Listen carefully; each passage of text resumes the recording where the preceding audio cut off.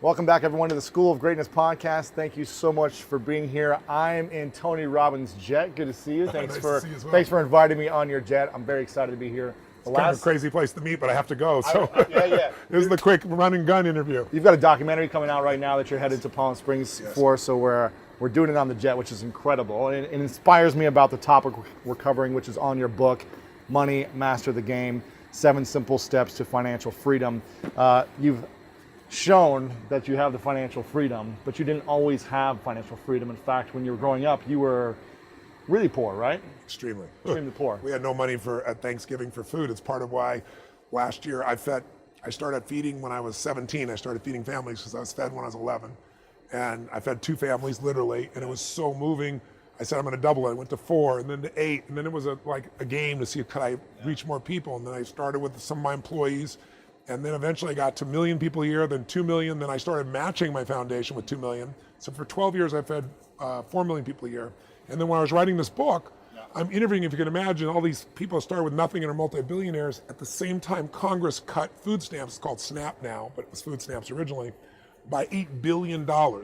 So it's equivalent, to give you an idea, of every family that's being supported giving up all their meals 1 week out of every month for 12 months. Wow. So I decided I wanted to do something about it. So I got a $5 million advance for the book. I gave all the money to Feeding America. And then I said, if I want to feed 100 million people, what I got to do? So I wrote a much bigger check.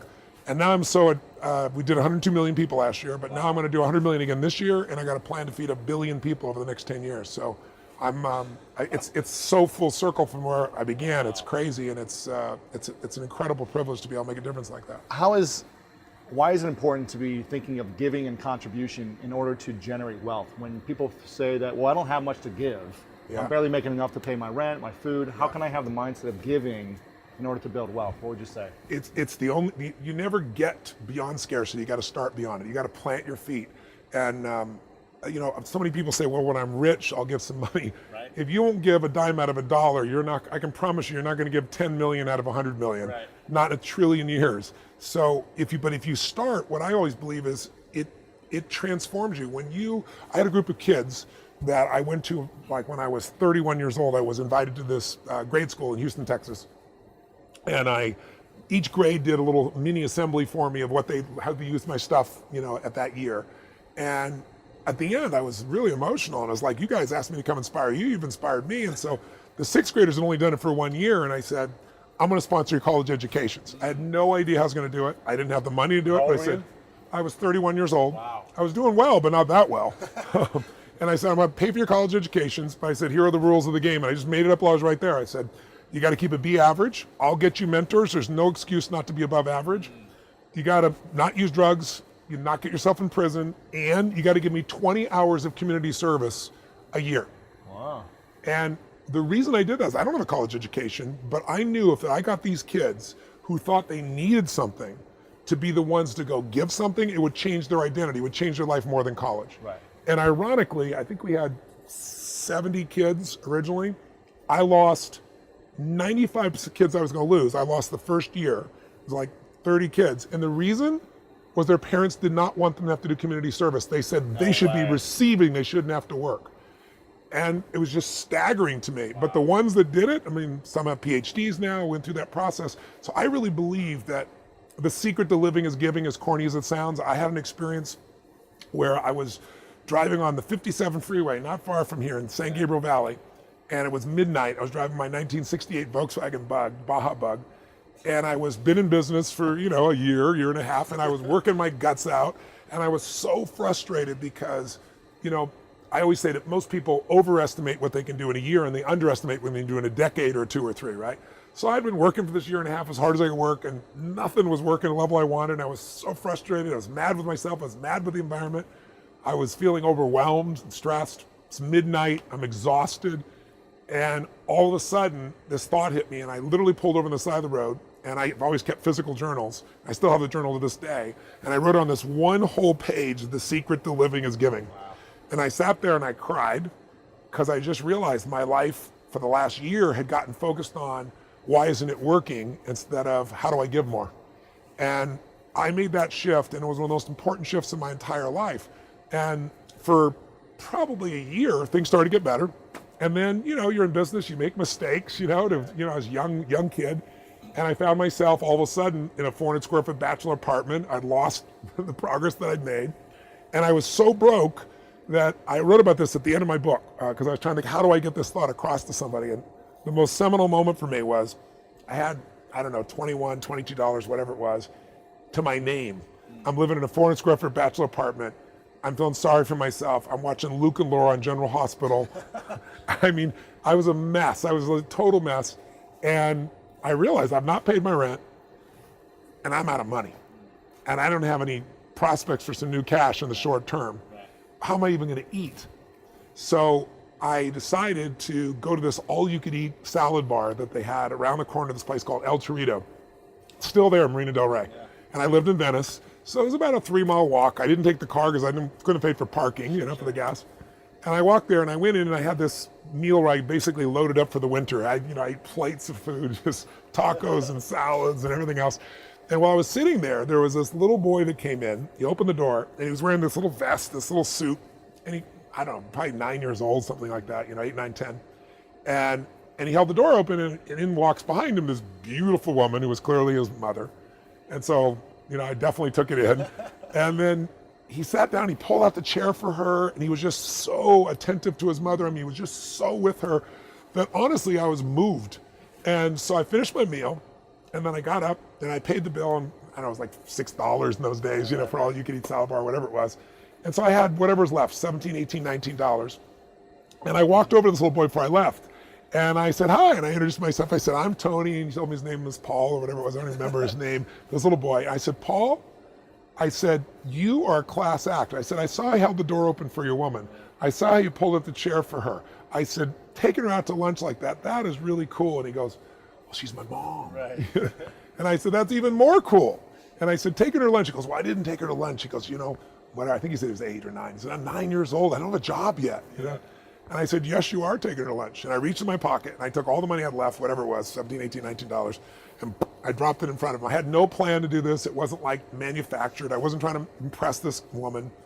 And he looked up at me like shocked and he goes, I can't take that. And I said, sure you can. He said, how come? I said, because I'm bigger than you are, right? And he laughed like crazy and I didn't even say another word. I just walked out the door, didn't even look at his mom. You didn't get her number, huh? No, I didn't get her number.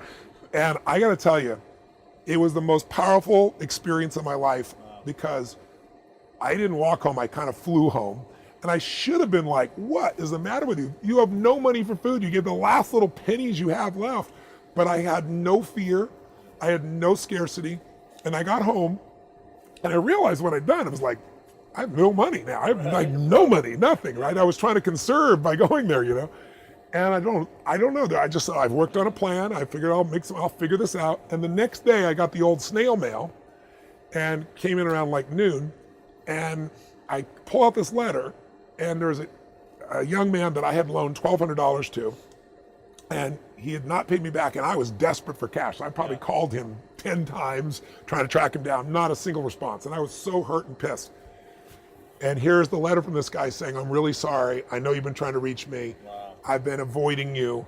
And here's the money you owe. And I'm going to give you some interest as well. So I got, at that point, that was like more money than anything. And so once again, I'm sitting there, tears going down my face. I'm an emotional character. And I just thought to myself, why did this happen? And I chose to believe, I don't know if it's true, but I chose to believe that it's because I let go of trying to just take care of myself. I did what was right. I didn't plan it. I did it spontaneously. I saw it. It felt right to me. I did it. And I felt no scarcity. And I can tell you, I've had plenty of tough times. I have 18 companies and 12 I manage actively. I got 1,200 employees on multiple continents. We do $5 billion a year in sales across different industries now. I mean, it's a different world for me now. But since that, and I've been near bankruptcy multiple times in companies and things like that. I pulled it off always, never went bankrupt. But I faced really tough times. I never went back to that level of scarcity, not since that day. So it's a long way of saying, when you have nothing is when you need to give. If you're going to wait till you think you have something, you're never going to have something of any size or scope. There's something inside the human psyche that when you do what's right and you get outside of yourself, there's something that'll click for you. And also, tithing is a perfect example. I don't know anybody regardless of religious belief, who's tithed 10% of their income for a decade and not prospered massively. And Sir John Templeton, who was the first billionaire investor, was the first person who said that to me. He said, Tony, I know you tithe, but he said, tithe more. He said, do more, give more. And he said, you'll receive more, just how it works. And I found it to be absolutely true. Really? You continue to give more and more every year? Yeah, well, I was looking, I was writing checks for $5 million. I mean, work on a book for 4 years and give up all the profits. And then I wanted to feed more people, so I wrote another big check above that. And now I'm doing it this year. I'm going to do it for the next 10 years. Amazing, incredible. I love hearing this story. I've heard this story before, but it always captivates me. Who was the most influential person in your life growing up? Well, my mom was, in that she taught me she demanded that I show up in a different way than most people would. Meaning she wanted me to grow, she wanted me to be successful, she pushed me incredibly hard. But also she was kind of, she was a drug addict, a prescription drug addict, she overused those, and she was an alcoholic. We had no money, we lived in a 1,200 square foot house, and my 4 different fathers all lived in the living room at different stages. She had her own room, and she would call me every day on the phone, 11955, so you could ring your own phone, and I'd pick it up, and she'd give me instructions, and I'd go to the store on my bicycle, and I'd buy the groceries, and I'd make the meal. I really literally didn't see my mom most days, and I didn't understand any difference. So she gave me an incredibly high standard, and she gave me a big challenge, and she was physically abusive. She smashed my head against the wall till I bled. She poured liquid soap down my throat till I threw up because she thought I was lying. Wow. And yet I loved her, and I knew she loved me, so it's confusing as hell. But she made me a practical psychologist because I had to figure out, I have a younger brother, 5 years younger, younger sister, 7 years younger, and I had to figure out how am I going to keep them from getting hurt. And if she had been the mother I thought I wanted, I wouldn't be 1/10 as driven. I wouldn't, I suffered so much, I don't want anybody else to suffer. That's why I'm as driven as I am. I don't have to do anything at this stage of my life, but I'm more driven today than when I began. So she was the most influential person. The next most influential person were a set of mentors. I had Jim Rohn, personal development speaker I went to work for when I was 17, massively influenced my philosophy. John Grinder, who started NLP, taught me strategy. He taught me how to produce results that people thought would take decades and days and in minutes. And I became his top student and so forth. And then along the way, I've had incredible mentors. Peter Guber, who owns the NBA Warriors and the LA Dodgers and Mandalay Pictures, one of my dearest friends for 30 years plus. Mark Benioff, I've been coaching him for 16 years from the day he started Salesforce. He told me, Tony, I'm leaving my company because of you. I'm going to start this company. Salesforce.com, we're going to do 100 million a year. Now they're doing 8 billion. So I've got some really, Steve Wynn is a mentor for me. So I have a lot of brilliant people, and I coach others and I get coached by others. Yeah, you've been doing the work for 40 years, right? Well, not quite. Almost 40 years. 39. It's my 39th 39 year. years. 39th year. This is a question a friend of mine, Ed O'Keefe, asked. He said, with all the tools you've learned and the wealth of information over 39 years, almost 4 decades, the strategies to break people through, to help them overcome their challenges. If you had to strip them all away, you can only use one strategy or one thing to use, what would that be? I wouldn't. Okay. Part of why I'm effective is because I don't buy that. I'm always looking for more strategy because one strategy will work with one person, not with another. But philosophically, I would say that the capacity to strengthen and increase your hunger is the one common denominator amongst the most successful people. Richard Branson's a good friend of mine, and Peter Guber, Steve Wynn, all these guys, they've never lost their hunger. Most people are hungry to achieve a certain amount, make a certain amount of money, and then they get comfortable and relax, or to get a certain level of fitness, and then they relax. But, Richard is as driven today as when he was 16 years old starting. I mean, he's like on fire, and he's 65 years old. Warren Buffett is 85 years old. He's as driven today as when, he began the journey, right? And so people that have that hunger, I believe intelligence, I love people that are wickedly smart. And I work to be wickedly smart by educating and training myself and so forth and training my brain. But there's a lot of intelligent people can't fight their way out of a paper bag, right? Absolutely. Hunger is the ultimate driver, because if you're hungry, you can get the strategy, you can get the answer. If you can't model it, you can find it. So hunger, modeling would be maybe the next best skill, knowing that success leaves clues, like why reinvent the wheel? If someone took this plane, was Mickey's plane, who owns the Miami Heat and owns Carnival, right? I mean, you can learn so much from a man like Mickey. It'd blow your mind what this man has been able to do in his life. And so why would I go learn by trial and error and maybe take 10 or 20 years when I could learn from somebody in a few weeks or a few months or a few hours something that could save me a decade? That's what it is. That's why I read 700 books in the first 7 years, because I was like, if somebody takes 10 years of their life, they pour it into a book, and I can read that in an hour or 2 or 3 or 4, why wouldn't I? So how does someone continue to stay hungry, or rediscover what they're hungry about? The best way is get around where it's better and things will hit you. Say it again. Get around where it's better and things will hit you. Who you spend time with is who you become. So, when I started coaching all these billionaires, there's a part of me that said, I'm as smart in certain areas as they are. I got to step my game up. It's not about the money. It's about how can I take the invisible and make it visible? How can I find a way to add more value to other people to such an extent where economics are not a question whatsoever, and then I can take those economics and do even more where I'm not there. I look at money as portable power. I can leverage my money to do things for people even when I sleep. Now, I love doing these for people, and I work 18, 20-hour days still, but it's really nice to have the leverage of that as well. Sure. In a few sentences, what would you say is your current vision for life? What's the vision you have, and what's the legacy that you want to leave behind? I saw, have you seen Hamilton, the play in New York? I hear it's incredible. Everyone is raving about it. You've seen it, right, Nick? Yeah, it's amazing. Isn't it extraordinary? It's amazing. Yeah, I loved it. I thought it might be a lot of hype, but it was as good as the promise. Really? There's a line in Hamilton that I thought was really interesting. It says, legacy is planting seeds in a garden that you'll never see. I thought it was really interesting. But so for me, what's the garden you want to create you'll never see? Yeah. For me, it's human lives. For me, it's my life is about being a blessing in the lives of the people I meet. I hope that whoever decides to watch your video, I hope something here will strike them and make them say, I got to get in proximity, or I got to raise my standard, or I'm going to go master my damn money. I'm not going to dabble. I hope that it stimulates someone in a way where it becomes a blessing in their life.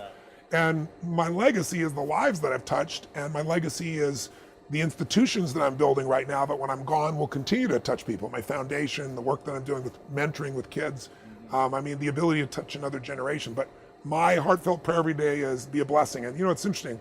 Sometimes you're a blessing just by giving somebody a few moments, just by loving on them, just being with them. Sometimes you're being a blessing because you coach them or you intervene with them. You can be a blessing in so many ways, but that's my daily focus. And it's not what I'm going to build for the long term. It's really what am I going to do right now. Why is that? Why do you want to create that legacy? Again, it's less about legacy than it is about doing what I'm made for while I'm here and maximizing it. I want the end to have me. I want to be climbing the mountain when I die, not sliding. Sure. To me, it's about growth and it's about giving. Those are the only things that fulfill human beings. I always tell people, if you want to be happy, it's one word: progress. If you can make progress, and if your progress is not only within yourself, but it's actually doing something of value for more than yourself, you're going to be a damn fulfilled person. Yeah. How do you stay grounded in your personal and intimate relationships when everyone wants a piece of you? You sell out events, 10, 20, 30,000 people come to your conferences, pay tens of thousands of dollars. Everyone wants to interview you. You're coaching presidents, billionaires, world-class athletes. They call you, they want you to help them break through the next level. How do you stay grounded in your marriage or with your kids or with, friends? Yeah. My mom's craziness gave me a great gift. I wanted to be a professional athlete and I wanted to be a professional baseball player. And when I got cut from the junior high school team, I figured out I'm in trouble. So I decided to become a sportscaster and a sports writer. Wow. And so I took typing when I was in junior high school. I was the only boy in an all-girl shorthand class, so I could capture everything because I wanted to be the best reporter, best sportscaster. I interviewed Howard Cosell and Woody Hayes and Dodgers and Rams. I got a job working for a daily newspaper when I was 13. And then I got this huge break, which was, I got these interviews no one had, like Joe Namath when he was so famous. I got these interviews, and here in LA, KTTV Channel 11, it's now a Fox channel, they were trying to get viewership, and so they kept trying different kinds of sportscasters. They even tried Fanny Fox the stripper. And somebody watched some interviews I did and went, holy shit, this 14-year-old kid, I was about to be 15, he's brilliant, and he's getting interviews nobody else is getting, So they called me up and they offered me the job to be the nightly sportscaster as I was turning 15. Wow. And I was out of my mind, like the dream I was going to have when I was like 25 or 30 was happening, I'm going to be 15. And my mom said to me, your ego's too big, and if I let you do this, you'll get even bigger. And she not only would not let me take the job, she made me quit my job working for the Progress Bulletin, which was a daily newspaper in Pomona, California, doing sports. And I hated her, and I was devastated, but it created a sensitivity inside of me that along with, I think, watching athletes who would not sign a card for a kid because they were making money selling cards, would make me so angry that I said, I'm never going to be one of those people. And so I'm not. You know, I certainly have plenty of pride in what I've been able to accomplish and people I've been able to help, but I always know I'm just a guy. And while I've worked my ass off, I've also had grace in my life, you know, and I think when you achieve things, it comes from incredible obsessive focus, massive action, and figuring out how to execute and do things effectively, and it's grace. Right. And I never forget that that's a part of the formula for where my life is today. Do you think people need a little bit of ego to have that kind of drive and insanity or obsession, or is it more just belief in a bigger vision? I think, you know, ego can produce drive, but that kind of ego will make you not be fulfilled. Yes. And we all have it until we get a few hammers, because in the beginning, when you're young, especially a young man, I think even more so than a woman, you know, you're trying to find yourself. You're trying to prove yourself to the world, and really you're trying to prove it to yourself. Right. Like in the very beginning for me, I used to attack psychiatrists and psychologists because I care about people so much, and because I learned how to handle them in an hour, and they're working with someone for 7 years, and I would just go crazy. But I was also attacking them because I was also defensive because I didn't have a degree, and so I figured I'm going to be on the offense. I'm going to show them. But as I grew up, I realized, holy shit, these people care just as much as I do. Yeah. Now I've trained 100,000 therapists around the world with my partner, Chloe Madonna. So we make films of people's lives, like suicidal people who've been through hell, and you get to watch how I do it, as I do it, and then you get to see them 2 years later to know it really worked. Right. Do you ever question choices or decisions you make today? And does everything you touch turn into what you want it to be? No, of course not. No. Failure is part of life. I mean, the difference for me, though, is I look at failure as a stepping stone to success. It's a speed bump. I know I'm going to fail, but it's not failure if you learn something. And so, gosh, I've made so many mistakes. I've screwed so many things up, but every time I do, it becomes a way for me to explain to someone else what it takes.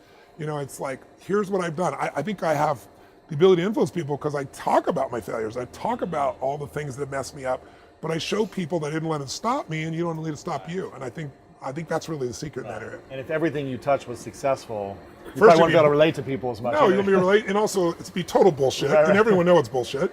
And also you'd be bored silly. Right. I mean, think about it. If you just said, I want this and it happened, I want this and it happened, you know, people don't value what they don't fight for. You know, it's like you see kids sometimes in it, you know, your parents will say, you're not going to value this if you don't work for it. And your kid going, I'll value it, just give it to me, right? But it's true. Yeah. You know, the things we've worked the hardest for, we value the most. Yeah. So I think, you know, the purpose of a goal is not getting it anyway. The purpose of the goal, you know, is who you become. Who you become is going to make you happy or it's going to make you sad. Yeah. So I'm not looking for an effortless approach. Sure. There's no such thing. Now I'm curious about relationships and building wealth. Yeah. Is it important to, or how important is it to have the right partner in a marriage or an intimate relationship in relating to building wealth? Does it matter who you choose, their mindset? Does any of that play the effect in how much you're going to make, or? It won't affect how much you make, but it'll affect how your relationship a lot, right? Uh-huh. You know, getting on the same page is really, really important. But when my wife and I met, we both grew up very poor. But I decided that I was going to find a way to add so much value that money would never be a question for my family, and you know, it would never stop me from giving or doing or sharing anything. And I made that decision early on. So I became an earner. I have ways of earning. She became a negotiator, a cost manager. Her mom's number one thing is somebody comes in, she goes, sharpen your pencil. That's not a good enough deal. And so when we first met, I remember we were in New York City, and this dates me how old I am, but I remember when they first came out with digital cameras, the very first digital cameras from Sony. And it was like such a cool thing. You could take 12 pictures or whatever it was in those days. But we were down in New York City, we're in Times Square, and we went into one of those camera shops, and it was Christmas time. And I saw the camera, and I was like so excited about this camera. And I said, you know what, I'm gonna get one for my brother, my sister, my mom, and you know, I came up with, I don't know, it was like 12 cameras, and they were very expensive then. I think they were like $1,200 or $2,000 each. They were really crazy. Now they're like 200 for the same. Yeah, no, not even. It's a million times better. Yeah. But I went to the counter and the guy goes, "Oh my God, Tony Robbins, can I take a picture with you? I'll put it on the wall." And so I said, "Sure." And she goes, "Hey," she goes, "sharpen your pencil. What kind of deal are you going to give my boyfriend here?" And I wanted to grab her by the throat and just go, "What are you doing here?" It's like, "What are you doing?" And she's like, no, what's the deal here?" And he goes, "Oh, well, I give you 10% off." She goes, "Sharpen your pencil, 10%. You're not taking a picture with my boyfriend." And I'm wanting to murder her, right?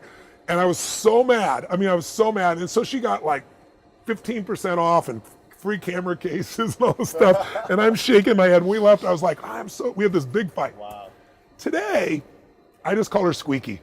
She's my squeaky girl. She wants to go to Walmart as if we'd ever need to go to Walmart, Right. And what I do is I'm delighted by the difference. And I go, you know what a beautiful gift. I've been in relationships before where I gave everything and the people were totally unconscious with money. Yeah. So to answer your question, it's nice to be on the same page. But one day I told my wife I was coaching someone and the person gave me a $250,000 bonus. I don't care who you are. It's mind-boggling. It was like, he didn't have to. It wasn't part of the deal. He pays me $1 million a year plus a piece of the upside. And he just said, "Tony, you did so much for me. I just want to give you this additional $250,000 bonus." And it wasn't the money. It was the generosity that just knocked me off my seat. And so I called my wife and I said, "Honey, Paul just gave me a $250,000 bonus. It's like, he's so generous." And she goes, "Oh, that's nice, honey. Hey, do you know what I'm making for lunch?" And I'm like, wow. So I used to get upset about it. Now I'm like, that's my squeaky little girl. I'm thrilled she doesn't have to think about it. I'm in charge. Yeah. And so I don't think your partner has to. One of you has to master it. Right. And you have to have some alignment. Okay. Right? But you don't want them to be against you, essentially. Well, sometimes they're going to be. We were against each other in some ways. We're having fights. But what you eventually decide is, do I want to be right or do I want to be in love? There you go. And, I'd rather be in love personally, right? That's a good quote. And right then there. also I just said, to her, I said, "Listen, honey, I understand your intent." I had to go to her intent. Instead of being frustrated with her, saying, "This is really actually a cool quality." And she's my opposite in that area. And we're a good balance together. Right. There's a lot of people that I grew up with who were poor, who had a negative mindset around money. They thought it was evil, that it was bad. Yeah. What would you say to someone who has that mindset, where they have a story around money that isn't a positive one? Yeah. They think of money, they think of evil, bad, corruption, whatever it may be. Yeah. How does someone shift it? Like, is it a daily practice? Is it something they can do right away? It's the truth. Get to the truth. The truth is simple. Money does not change people. Money makes you more of what you are. It's a magnifying tool. If you're mean, you got a lot more to be mean with. If you're generous, you got a lot more to be generous with and give. So it's bullshit that money is anything. All money is a symbol, and we all project on that symbol different things. You can, if you feel out of control with money, then you're going to project it as evil. If you feel incompetent and you see someone else more successful, oh, they're the 1%, they're the jerks. Right. Usually, by the way, they're the 0.001% you're pointing at. Right. But it used to be aspirational to be in the 1%. Yeah. Today, there's this new mindset that says they're evil, they're wrong. The people in our society that say they're the 99% are lying, because half this planet lives on $2.50 a day, right? $900 a year. If you are considered in poverty in the United States, you are the 1% of earners in the world. You are the 1%. In poverty. In poverty in the U.S. U.S. poverty. US. You're the 1% of the world. 1% of the world's earners. So what you're doing is saying, poor me, while you're typing on your Apple computer or drinking a cup of Starbucks. Somebody showed me a picture of the people that were camping out, and they got these great camping tools. They got all these brand name corporations that they're doing. They think they're the 99%. Now, don't get me wrong. I wrote an entire book exposing the abuses in the system, but here's what I said. The system is rigged against you, but you can still win. Yes. But what you have to do is understand the rules of the game instead of complaining and whining. And what I did is I went to the very best and said, how can you possibly win when 70% of the stocks every day are being traded by high frequency traders? So before you choose Apple on E-Trade and hit it, as you hit it in microseconds, they see what you want, they get in front of you, they buy and sell it multiple times and make money off of you. If you're a trader, that's a pain in the butt. But if you're an investor, over the long term, it doesn't affect you at all. Yeah. And what I really try to detail for people is how to get from where you are to where you want to be. If you're a millennial that's got all this debt and you don't think you can ever be free, I show you how. If you're a baby boomer and you're older and you think, I don't have any money, I'll never have it, I show you how to get that piece. And it's not, none of this is from my perspective. I teach the emotional part. Yes. but it literally is the 50 smartest minds in the world. And we were talking before we started the interview that you learned something new over the last 6 months or year since writing the book came out. Yeah. Can you Something share with us? new and disappointing. Can you share with us talking about fiduciaries? Yes. Well, the first thing that I did was, most people don't understand that there are lots of things you can't control in the system, but there are a few things you can control, and that's what you focus on and you can win. And one of those is you can't control where the markets are going to go, real estate, stock, anything, but you can control fees. And that sounds so third grade. Like, what does that matter? And not sexy. Not sexy. But when I met with Jack Bogle, who created Vanguard, the largest index fund in the world, they got $3 trillion with a T, and 63 years in the business, he said, Tony, I know you care. You've got to uncover for people where the fee structures are. Like, for example, most people in America have their money in their home or their 401k. And there's more 401ks than there are homes, right? Yes. He said, Tony, the abuse in that system is so bad. So when you uncover the fees, and I did this in the book, I created a system where people could go into showmethefees.com if they had a 401k, and it shows you exactly what the fees are and what it means to you compounded, because every 1% in fees you pay more than you need to because of compounding means you gave up 10 years of income when you go to retire. So for example, the average person puts their money in a mutual fund. They don't know which mutual fund to go to. They look on Morningstar, maybe it's 5 stars. If it's 5-star, you're already overpaying for it. It's not going to stay a 5-star. And the average mutual fund pays 3.12%. All right, that's the cost. Now you think it's 1%, but there's a 35-page document that if you know how to read it, you'll find 17 other fees. Right? Well, why does that matter? It's only 3%. It's 3% compounded year after year. So what happens is you go out, you put yourself in this position, and you could have paid for Vanguard, for example, an index fund, 14 basis points. That's 14 1/100ths of a percent of 1%. The other person's paying 3% for the same product. It's the exact same set of stocks. Right. So what's the difference? Well, those 3% are going to cost you, to give you a perspective, 60% of what you earn is going to go to somebody else that didn't have to go to them just because you were ignorant. Right. So it's kind of like, do you want to buy a Honda Accord? An example I always give is $20,000, but in this case, $20,000 Honda Accord, you're paying $1.2 million for. That's the difference between 0.14 and 3.12. Sure. And so there are people living next door to each other that are paying 1,000% more, most of them 100% more than their neighbor for the same product. There's no industry in the world except the financial industry where we can do that. And the way they do it is by confusing you so much that you give up and say, just manage my money, and so they take it away from you. So in the book, I explained how to do that. I also built a site, another site called portfoliocheckup.com, and I built it so you could put all your accounts in there, not just 401k. It pulls them for you in 2 minutes, shows you all the costs, shows you how much risk you're truly taking, and compares you to some of the best portfolios in the world, so you know how it compares.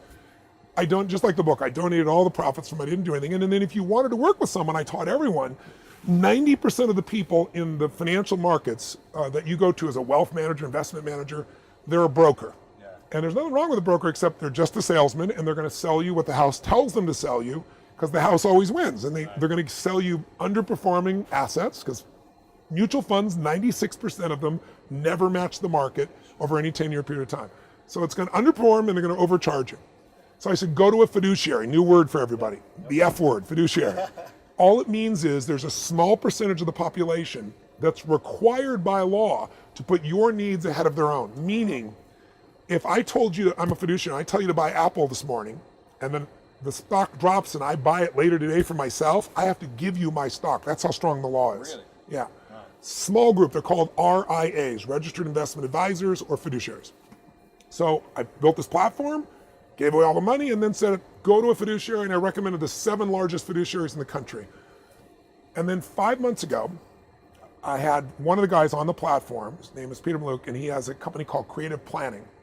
And Creative Planning is the #1 rated firm in the world, #1 independent wealth manager by Bloomberg for 3 years in a row. No one's ever done it for 3 years. 2 years in a row for CNBC. And he built this family office. It's like billionaires have a family office. It's a place where they have 8 or 9 people who, one works on protecting you, one works on your mortgages, one works on your taxes, one to make sure you get the most efficiency, one's working on your investments. And all billionaires have a family office. He built a family office for people that are multimillionaires. And so he comes to meet with me and he said, Tony, I want to share something with you. He goes, There are these hidden rules in the law, these gray areas that if people are on the edge legally, and everyone on your platform is doing this. And he said, it's called dual registration. And what's that? He said, I tell you I'm a fiduciary, so now you trust me. And legally I'm responsible to take care of you. But I have this dual registration. So in the middle of the conversation, I can switch hats and become a broker and you don't know it. And I can sell you some product that costs 2 or 3 or 4% and it underperforms and you don't even know it. You think I'm giving you independent advice and it's not independent advice. And I did the homework, and every firm, including some people I really liked, were doing it because it was a way to get more margin for their business. Sure. So it's not right. So I kicked everybody off the platform, and I sat down with Peter, and I said, you're the only guy of size. He has 20 billion in assets he's approaching right now. I said, you're the only guy, and you're number one. I said, I want to recommend more people to you, but you only do billionaires and multimillionaires. I said, keep doing that. You got the greatest practice in the world, but how about you build something, another division that'll work with people with as little as $50,000 and give them the CPA, the tax, give him everything the same, and he charges less than 1%. 1.2 is the highest for somebody with like no money. It goes down to 25 basis points. I said, people charge more than that just for the financial advice. You're doing everything. I said, if you do that, I'll partner with you. So he took 3 weeks, came back to me, went back and forth, started building a new division. Over the last 5 months, he's been building it. So now I'm on his board of advisors, and I'm also the chief of investment psychology. So I educate both the general public and his people on how to meet people's financial needs at a different level. And I got him to create a second opinion, which means if you had a health challenge, anybody smart knows, no matter what this person tells you, get a second opinion and go to the best. Because there's so many opinions about what to do health-wise. There's so many opinions what to do financially. So I said, why don't you give a second opinion from the number one firm on earth? Why don't you provide that? Give people a plan, and then they can go implement on their own if they want, or for less than 1%, they can go with you. I think most people end up going with you. Right. So he's agreed to do it, and anyone who wants to can go to thenumberonefirm.com, thenumberonefirm.com, or they can go to creativeplanning.net, and you can just apply. They'll interview you, they'll take you through a process, they'll build a plan for you, and then you can go implement it, or you can work with them. Amazing, amazing. A few questions left for you, if that's cool. And we'll have all this linked up here at the end, so if you're listening to the podcast, I'll give you guys the show note information soon. If you're on YouTube watching this will all be linked up below. And also I'm going to do something for anyone watching this on YouTube. The first 100 people to leave a comment and share this video, I'm going to buy you a book. I'm going to send you one of his books, a paperback copy, for the first 100 people that do that. Oh, that's cool. Because I want to get the message out there. That's great. And by the way, every book that is bought, 50 people are fed. There you So go. all the money still goes out in the paperback just like There that. you go. You should buy one as well and give it away. That's what you should do. Final few questions. What are you most grateful for in your personal life? My wife, by far. I mean, I love my children completely, but my wife is truly the greatest gift in my life. My kids are adults. I'm so proud of them, but she is nothing but love. She's as mission-driven as I am. She doesn't have the same constitution I do, so I'm a crazy person. 50 hours in a weekend on stage. I do literally 18 miles on the first day. You've seen going around, jumping off the stage, getting people involved. I've walked on fire. I've done it all. It's amazing. Yeah. I do literally 26 miles to 27 on the third day, where I start at 8:30 in the morning and finish at 1 a.m. with one hour break. So the demands I make on my body are intense. My wife has the same will I have, not the same physical, so I try to take care of that way. But her love, her joy, her happiness lifts my soul and spirit. People say, who inspires you? I say my wife is first place. I love my children. I'm so close. One of my sons, Jarek, is, I know, a friend of yours. Yep. He's a tremendous coach. I'm really proud of him. One of my other sons is a partner in some of my financial businesses, Josh. So my family is involved with my mission, which I'm really grateful for, because people talk about work-life balance, and it's bullshit. Anybody who's an overachiever, you're not going to find balance. Balance is like a teeter-totter. If you're in a teeter-totter and you get balance for 10 minutes, you and I, what are we going to do after 10 minutes? Somebody's going to start jerking this around to have some fun, right? You're going to be bored out of your mind. So I think of it as work-life integration. And the more you can get the people you love involved with what you do for your mission or for your work, then you don't have to worry about that work-life balance. I love that. It's a good answer. Thank you. I don't think I asked you this question last time, so I want to see what your answers are. I've been asking everyone else recently, though. If this is many, many years down the line, it's your last day. It's a very happy day. Everyone's there. You've created everything you've ever imagined. The seeds you planted are happening, and the gardens are being, created everywhere. But everything you ever produced, physical books, audio, workshops, videos, have all been erased for whatever reason. And you have one piece of paper. Your great-great-great-grandchild says, here's a piece of paper. can you write down 3 truths, 3 things that you know to be true that we could remember you by? Since we don't have anything else, but these are the 3 things that is like your Bible, the lessons that we should be remembering to use and to follow for the rest of our lives. What would you say? Those 3 things. Love is everything. The secret to living is giving. And remember that the most important decision of your life is deciding whether you're truly committed to being happy no matter what. Because life is going to throw all kinds of curveballs at all of us. There's the one thing that's in common in this lifetime is extreme stress. You're going to experience it if you haven't already, and even if you have, you will in the future. How you like this positive thinking. But it's just true. Someone you're going to care about is going to die. Someone's going to take advantage financially if you're not careful. You're going to find yourself in a position the government might change the rules and you can't do what you're doing before. Somebody call, like I've gotten a call saying you got a tumor in your brain. Those days alter you. And if you decide that you're going to live in a beautiful state of mind, that doesn't just mean happy. It means, people say, oh yeah, I'm committed to be happy, but my wife left me. Well, then you're not committed to being happy. You're committed to be happy unless your wife leaves you. And you can't control that. You can certainly influence it, but you can't control it. Or I'm gonna be happy except my friend died. Your friends are gonna die. Your family gonna die. So the greatest gift you could give yourself, besides making this life about love and making this life about giving, because to give you have to keep growing, is, I believe, to make that decision and say life is too short to suffer. And most achievers like you and I, we never use the word suffering, but we get stressed, we get pissed, we get overwhelmed, some people get sad or depressed, and those are all forms of suffering. And your entire life you live in one of 2 states, states of suffering or beautiful states of being.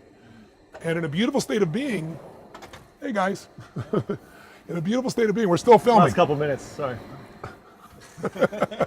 That's good for your film. Thanks, Kirby. Yeah, I know we're late, we're finishing right now. Yeah, last couple minutes, sorry. There you go. And you can leave that in, it's the real thing. In beautiful states of being, it doesn't matter what happens, you're gonna find something to enjoy and appreciate. And you and I both have interviewed people, I'm sure you have, that are born with no arms or legs, or they've lost their sight, or whatever, and they're happy. Yes. And then you meet billionaires or people, families, they got beautiful kids, beautiful husband, beautiful wife, and they get miserable over anything. I really believe you have to make that's the most important decision of your life, is that no matter what happens, I'm gonna live in that state. And then you have to do the work, which is, I got a 90-second rule. When I get pissed off or frustrated, suffering comes up, it always shows up. But what I decided is, within 90 seconds, I kill it. Because in that suffering state, I'm not gonna be there for my wife or my kids. In that suffering state, if I solve it, I'm gonna be miserable even though I solve it, right? I realized I would give away my happiness so easily, because look, I got 1,200 employees plus in 18 companies on multiple continents in multiple industries. Right. What are the chances that today somebody's gonna screw up something? 100, it's 100%. And so I would be like, oh, I was so happy, and then John did this, or this person, what were they thinking? Or he opened the door in the middle of the interview, or whatever. There's always something, right? And so I decided that's the shit that's gonna happen. That's part of having multi-billion-dollar companies in lots of industries. So I'm gonna enjoy it. And when something doesn't work out, we'll learn from it, we'll grow. It's all small stuff, right? You don't sweat the small stuff, it's all small stuff. So I've really experienced in the last year, that's probably been the greatest growth for me, is not letting that suffering last and calling it suffering, because it's inconsistent with my identity and probably yours as well, right? So I'd never do that stuff, so I don't. And I call a spade a spade. Pissed off is suffering, worried is suffering, stressed out is suffering. And so if I know it sounds esoteric because we're doing this in 2 minutes, I usually take people now through like a day of experiences where they uncover this. I ask people, if I asked you, what are 2 of the most magnificent experiences of your life? So far. The first 2 things that came to the top of my head was visiting a third world country and building a school for kids and seeing their joy and being in that experience. And then 2 others was achieving a dream of being an all-American athlete when I wanted to early on, when I worked for it for so long, and then also, not to pitch myself, but writing a New York Times best-selling book and having a dream and creating that dream. So And then now there's a pattern to those examples. I'm not just listening to the content, I'm listening to tell me what you felt. What did you feel when you helped build that school? Incredible joy. It was like I was able to give, I was able to use what God had created for me to give back and support other people. Yeah. And that contribution, that service for me was a major thing to see what I was capable of doing for so many other people beyond myself. And when you became an All-American, what did you feel? I felt a sense of, well, actually the first time I was an All-American, I was really happy and then I was really sad. I was really upset because I was driven by anger to prove people wrong that I would become it. Yeah. So I made it happen by this willing it and this commitment to like proving everyone wrong and all the people that screwed me over, like, here's why you're going to accept me and why you're going to love me. And it didn't work completely. And it wasn't fulfilling. No. It was for a moment, and then I was like, this sucks. What's the point of this? So you just so beautifully demonstrated what I want to get across. Whenever we have our highest experiences of life, two things are involved. Some form of growth within ourselves and some form of contribution beyond ourselves. I could ask 100 people, as I've done this with thousands, and they always tell me something where they faced the fear, overcame something, but also in doing it, it benefited their family or benefited somebody else, or like what you did with the building. Whenever I ask people the worst experiences of their life, they will tell me something, and it was all about them. What happened to them? Yeah, so one of the reasons you valued that experience is there was growth in that experience to become the All-American, but because you did it all just about you, it wasn't fulfilling. Exactly. That's when I say, life's not about me, it's about we, and that's also why when people are suffering, it's always because you're obsessing about yourself. You're obsessing that something happened and now you have less. You think you have less. Right. Or something happened and you've lost something, lost love, lost money, lost significance, lost attention, lost something. Or because you did this or said that, or because I did something myself, I'm never gonna have something. Lost, less, never are the sources of suffering. And when you say, no, I'm suffering because my children aren't doing well. No, you're suffering because you failed your children in your mind. It's about you still. Yeah. When you get that all suffering is obsession with self, you can snap out of it, and all you have to do is stop expecting and start appreciating. You look around and appreciate things outside yourself, the people around you, your friends sitting across here, anything of that nature, and then starting to enjoy something. If you start to learn or grow from that, if you love, which to me is an action, if you love, if you give, if you're grateful, suffering disappears instantly. But you have to tell yourself the truth. The only suffering is in your mind. It's because this brain is not designed to make you happy. It's 2 million years old. It's designed to make you survive. Happiness is your job. And happiness is a decision, and it's a daily set of practices. And the difference for me from before, if you said, do you have a beautiful, magnificent life? I said, are you kidding me? I mean, it's like, I have this incredible mission. I work with millions of people. I have this beautiful family. I love my wife. I'm physically strong and healthy. But it's like a business. If you measure the business annually, you feel good about the business, but you're gonna have some bad years. If you measure it monthly, the worst you're gonna have is bad months. Daily, when I take over a company, turn it around, I find usually a dozen elements of that business, and I'll measure them 5 times a day in the beginning. Because the more you measure, the better you can adapt and change, and I make everybody have to focus on it. Well, what I've done with this area of my life is, instead of saying, is my life beautiful? Of course it is, or magnificent? Of course it is. I now measure it moment to moment. Wow. So if I feel that suffering, that frustration, that whatever's coming up, I go, this is the mind. I breathe in my heart. I find something I can appreciate. I become entertained by the experience and go, you know what? I'm gonna live in a beautiful state no matter what, because not everything can I control. And the things I'm most upset about, they're fleeting anyway, most of them. Of course, I love it. One final question. Before I ask it, I want to acknowledge you, Tony, for everything. When I was 16, I told you this last time, when I was 16, my dad got me and my mom a ticket to go watch you in St. Louis at a big arena. Yeah. Actually, Donald Trump was speaking there. Larry King, who I just had dinner with recently, was speaking over over a TV. Yeah. And by video, by Skype. Yeah, by Skype or whatever it was then. Yeah. This is 20 years ago or something. And I never heard about you before. My dad said, you got to go do this, because I was going through a lot emotionally. And I remember listening and watching and I was more inspired by like the football coaches that were there and the athletes. I think Jerry, Rams, he was there. I think Jerry Rice might have been there or something else like that. And I was more interested in that. Yeah. But at one moment you walked down stage, you walked up next to me, and stood there. And I remember I don't remember what you said, but I remember the way you made me feel. The energy, you were a catalyst for possibility. And I want to acknowledge you for creating that in me, but so many people around the world, for just being the catalyst for the next level. You're very kind. Yeah, so I'm really glad I was there. I'm really yeah, glad yeah, that I it was a walked out great and looked in moment. your eyes at that day. It was a great moment. I didn't know that I would be doing, a lot of similar things that you're doing. I didn't know where it would lead me, but it helped me in my sports and my relationships and in high school and college. That's awesome. From that moment. So I appreciate that. Thank you. And the last question is, who in the world right now is the definition of greatness for you, and what is that definition? Gosh. There's so many people. I mean, my dearest friends, Mark Benioff, Steve Wynn, Peter Guber, Paul Tudor Jones, are all great. And what makes them great to me is they're not only extraordinary, the best in the world at what they do, but they are all givers. They're all, Paul Tudor Jones created Robin Hood. It's the largest, most effective foundation. He's given away like $1.2 billion, I think, so far in New York City for people. But he doesn't just give it away. He's invested in getting the outcomes and the results, like a person doing investments. He wants to make sure the result happen. I was in San Francisco recently. I'll give you somebody who inspires the hell out of me. I think it's great. I read in the San Francisco Chronicle that there's a group of nuns in the Tenderloin district that are being evicted. They feed the homeless, and they're being evicted because the man wanted to sell the property. He found a loophole and he's evicted. So they literally have no place to go and no money, and they're going to be homeless themselves. And I'm like, in a town full of billionaires, how has this not been handled, right? So I flew in, I went and met the nuns, and I said, let me work this out for you. I said, I'll find the leverage with this man. And I went to find the business owner, and I said, instead of making him wrong, I go, I'm a business owner. I could see you want to sell your building, but you're pretty dumb if you do it right now. I said, you're going to get hammered by the media. So why don't you and I make a deal?